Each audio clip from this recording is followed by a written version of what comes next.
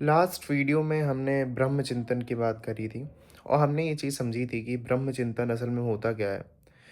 उससे संबंधित जितनी भी सामाजिक एवं धार्मिक भ्रांतियाँ थीं, उन पे हमने एक अपना दृष्टिकोण रखा। अपने से ज़्यादा उपयुक्त शब्द रहेगा शास्त्रीय और दार्शनिक दृष्टिकोण रखा और ये समझने की कोशिश करी कि ब्रह्म चिंतन का एक तरीका होता है और ब्रह्म चिंतन असल में शुरू कैसे होता है।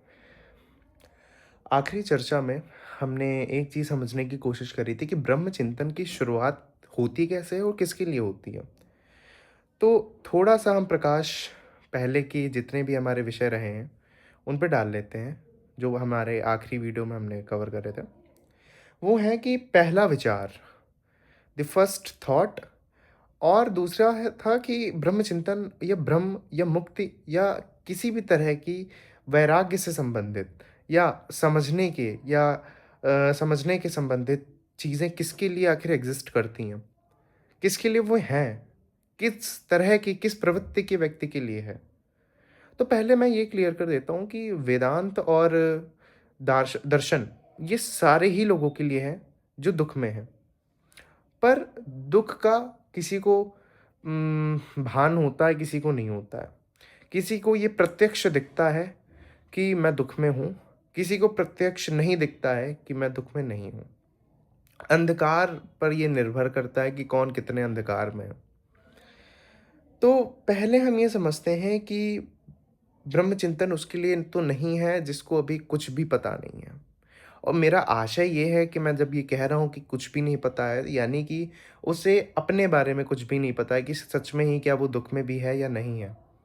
सबसे पहला जो थॉट आता है वो यही आता है कि उसे थॉट नहीं कहूँगा मैं, पहला जो बात है किसके लिए है, वो इन्हीं लोगों के लिए है जिनको सच में ही एक बार के लिए ये रियलाइज़ हुआ है कि यार मैं दुःख में हूँ। मुझे कुछ आवश्यकताएँ लगती हैं कि मैं अपनी पूर्ति कर पाऊँ, मैं खुश हो पाऊँ, मैं आनंद में जा पाऊँ। और पहला विचार आखिर होता क्या है? पहला विचार आखिर है क्या? और उससे त्याग का जन्म, रिनंसिएशन, जिसका आज का जो टॉपिक है रिनंसिएशन, इसका जन्म कैसे होता है? त्याग आखिर आता कैसे है? त्याग की जो परिभाषा है, वो सामाजिक व धार्मिक तौर से तो बहुत गलत कही गई है कि आपको बिना कुछ सोचे समझे बस त्याग करना होगा। आपको वैराग्य लेना पड़ेगा। आपको कुछ ना कुछ करके बस संसार को छोड़ना है। पर क्या सच में ही ये ऐसे त्याग होता भी है? ऐसे क्या पहले जो त्याग है, ये कहा जाएगा सामाजिक तौर से ये फर्स्ट स्टेप है। बट हम अगर ब्रह्मचिंतन और वेदांत और अद्वैत की उसमें जाए तो त्याग खुद ब खुद होता है। त्याग स्वयं से हो जाता है, त्याग करने की आवश्यकता नहीं होती है। अब क्या है असल बात, इसको हम स्टेप बाय स्टेप समझते हैं तो वो ज़्यादा बेटर रहेगा। क्योंकि हम यहाँ पे कोई प्रॉपर बाबा बन के नहीं बात कर रहे, we are taking the perspective of philosophy and the real Hindu scriptures, जो श्रुति प्रमाण है, हमारे जो वेद वेदांत की बात है, एंड जितने भी स्कूल ऑफ थॉट रहे हैं हमारी इंडियन फिलोसफी में, जो वैदिक परंपरा के बारे में बताते हैं। तो पहला विचार जो ये होता है वो होता है कि मैं अपने आप को देखूंगा, मैं अपने आप की हर एक वृत्ति को देखूंगा।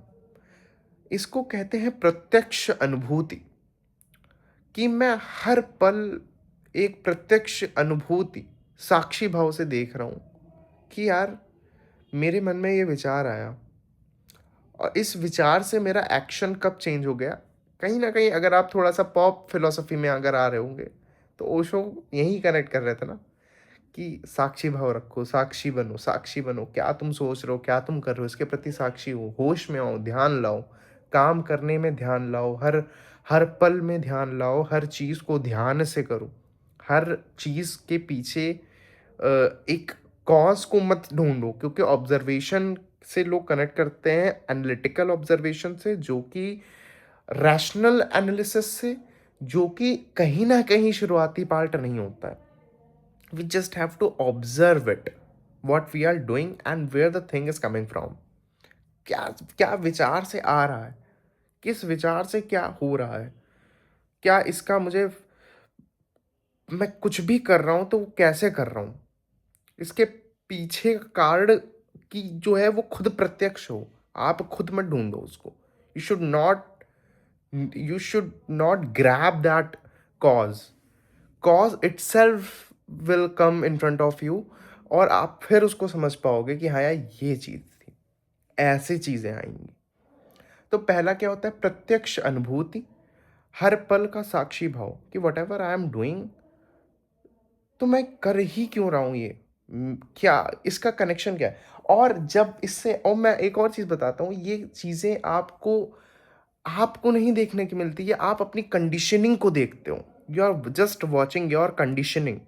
आप अपनी सिर्फ कंडीशनिंग को ऑब्जर्व कर रहे हो। और यहाँ से ही तो डायलेक्टिकल मेथड कृष्णमूर्ति साहब का शुरू होता है, जहाँ पे वो यही तो कहते हैं कि क्या आप देख नहीं पा रहे हो कि आपके दिन के हर एक्शन कहाँ से आ रहा है, आपका हर एक्शन का जन्म कहाँ से हो रहा है, जो भी आप कर रहे हो असल में वो आप कर कैसे रहे हो, क्यों कर रहे हो, हमारी ज़िंदगी क्या है, हमारी खाली बायोलॉजिकल डिमांड्स, हमारे मूड स्विंग्स, या हमारी जो हर एक पल जो क्रेविंग है हर चीज़ के लिए, क्या यही हमारी ज़िंदगी रह गई है?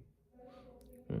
मैं फिर से बता देना चाहता हूँ, मैं यहाँ पे ऐसा नहीं हूँ कि आई एम वेरी परफेक्ट, मेरे को उम, कोई प्रॉब्लम नहीं है या मुझे ये सब चीज़ें नहीं हैं, but I am just being the mediator of philosophy, कि आपके भारतीय दर्शन की असल चिंतन क्या रहा है।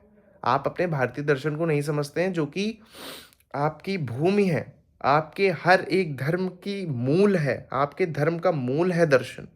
तो without understanding the core of philosophy, you are not going to understand even a single ritual what you are doing since so long. So first of all, you have to make a sight on the things which you are doing, और उसको समझिए scriptures के through. तो वो तो बात का topic है, आज हमारा रिनंसिएशन से रिलेटेड टॉपिक है। तो त्याग तो खुद ब खुद होगा, पर पहला स्टेप जो आता है वो होता है कि आप जो है निरंतर साक्षी भाव रख रहे हो। आप निरंतर साक्षी भाव जब रख रहे हो, आप देख रहे हो, आपको कोई, जिसे कहते नहीं कि दर्शन चिंतन की बात है। चिंतन की तो बात है ही दर्शन। पर चिंतन से पहले जो सबसे महत्वपूर्ण चीज़ होती है, वो सिर्फ़ होता है कि अपनी चीज़ को देखना बस। Just you are just observing your things without no reason, without no without having any kind of, I would say, कि मैं ये क्यों कर रहा हूँ, ये भी नहीं। You are just seeing, you are just completely being a observer, जो कि सिर्फ देख रहा है चीज़ों को, जो कि कोई भी कंक्लूजन नहीं बिल्ड कर रहा है। तो त्याग की शुरुआत ही ऐसे होती है, त्याग की शुरुआत ही होती है, और या तो कहा जाए कि त्याग यही ही हो जाता है। Once you are started understanding whatever you are doing, from that first step, आप सब कुछ आपका खुद ही, आपको एक अंडरस्टैंडिंग है ना, फिर त्यागने को कुछ बचता है ना, कुछ खोने को कुछ बचता है। ये कोर फिलॉसफी आ जाती है। पॉप कल्चर में, पॉप फिलोसॉफिकल कल्चर में आपने ये चीज़ ऑब्जर्व करी होगी कि ये टर्मिनोलॉजीज फ्रीक्वेंटली यूज होती हैं। इसका एक प्रॉपर पीछे बैकग्राउंड है, हमारे जो सबसे एंशियंट फिलोसफीज रही हैं उनसे कनेक्टेड है ये। पॉप फिलोसफी यूं ही नहीं आ गई है।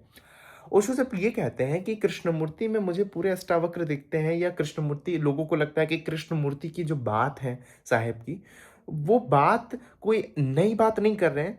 वो सिर्फ अष्टावक्र को अगर हम पढ़ेंगे तो हम ये समझ पाएंगे कि वो बात अष्टावक्र पहले ही कह चुके हैं। तो मैं यही कहना चाहूँगा कि आचार्य रजनीश की भी कोई बहुत, कहा जाए, मौलिक दर्शन नहीं रहा है, उनका भी कनेक्टेड है। उन्होंने भी बहुत, मैं जो बात कर रहा हूँ, I am just being the mediator of the philosophy, so I don't want to comment on my self. But जितनी भी पॉप फिलोसफीज रही हैं, उनका भले ही, मैं उन कुछ नया नहीं कह रहे हैं, उनके तरीके अलग हो सकते हैं, but first of all you have to get this कि वो कुछ नया नहीं कह रहे हैं, वो कुछ नई बात ऐसी नहीं कर रहे जो आपने कभी सुनी नहीं है। हाँ, आपने तो नहीं सुनी। I just want to clarify this, आपने तो नहीं सुनी होगी। In general sense I am saying this.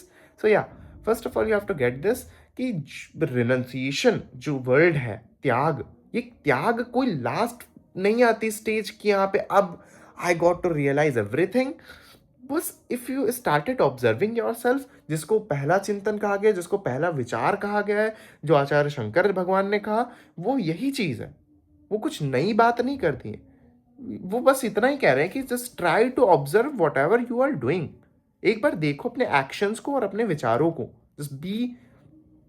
Just be a observer without having that analytical approach, and then you will get to know. और फिर वो आपको खुद ही रियलाइज होगा, हर चीज आपको खुद साफ दिखेगी। और कोई जादू टोना ये नहीं, because we are having a proper philosophical temperament.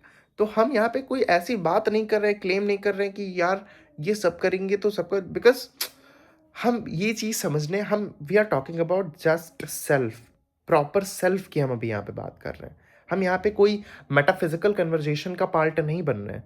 We are just saying कि हमें बस खाली अपने आप को देखना है। We have to observe our actions as well as we have to observe our every thought and the limitation of वो तो आखिरी की बात आ जाती है, क्योंकि मैं अभी वो कह दूंगा तो उसका कोई मतलब ही नहीं निकलता है अभी कहने का। वो फिर बहुत कोर फिलोसफी आ जाएगी, पर हम धीमे धीमे उसके बारे में भी चर्चा करेंगे, बात करेंगे, सब चीज़ें समझने की भी कोशिश करेंगे कि कैसे क्या सब चीज़ें होती हैं, कैसे क्या हैं सब चीज़ें। एंड मैं ट्राई करता हूँ कि मैं स्पिरिचुअलिटी को कोई भी एक सुपरस्टिशियस अप्रोच से ना लूँ, क्योंकि मैं वैसा व्यक्ति भी नहीं हूँ। और पूरी ये चैनल के का जो मूल है वो दर्शन है। तो दर्शन से ही हम हर चीज़ को समझने की कोशिश करेंगे। साइंटिफिक टेम्परामेंट भी रहेगा, फिलोसॉफिकल टेम्परामेंट भी रहेगा। और ट्राई करते हैं हम हर टर्म को समझने की जो असल में वो मतलब रखती है, और उसका कोई भाई सुपरस्टिशियस बैकग्राउंड ना हो। और नहीं भी होता, होता नहीं, बट हमारा बस वही बात आती है कि मनुष्य की चेतना की भी यहाँ पे बात आ जाती है। तो हम ही अपनी टर्म्स को करप्ट कर देते हैं।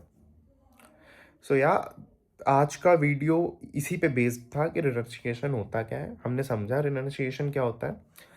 एंड मुझे ऐसा लगता है कि चैनल का जो मेन गोल है कि वो असली टर्म्स को सही से समझा पाए, तो वही हम लोग कर रहे हैं। भले ही लेट वीडियोस आ रही है, मैं देख पा रहा हूँ मेरे 3-4 सब्सक्राइबर्स बढ़ गए हैं, घट गए हैं सॉरी। तो जितने भी नए व्यूअर्स आ रहे हैं इस चैनल पे, अगर आप लोग देख रहे हैं, सो प्लीज़ सब्सक्राइब कर दीजिए चैनल को, क्योंकि इट्स सो इम्पॉर्टेंट। क्योंकि मैं देख पा रहा था 209 से 205 हो गए, तो ये ना हो तो आप प्लीज़ सब्सक्राइब करिए चैनल को। मिलते हैं अगली वीडियो में। Thank you so much for watching. अगर वीडियो अच्छा लगा तो लाइक करिएगा। Thank you so much.